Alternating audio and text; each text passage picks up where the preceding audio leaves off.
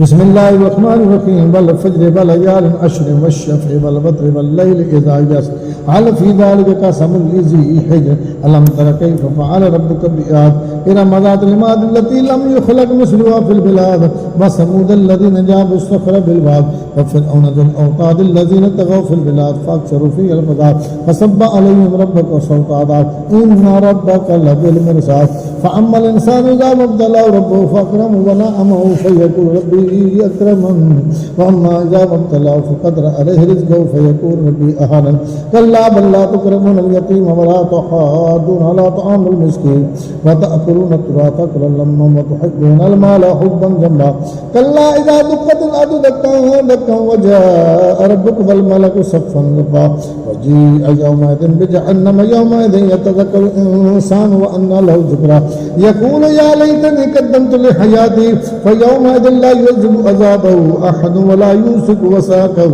أحد يا أيتها النفس المطمئنة ارجعي إلى ربك راضية مرضية فادخلي في عبادي وادخلي جنتي.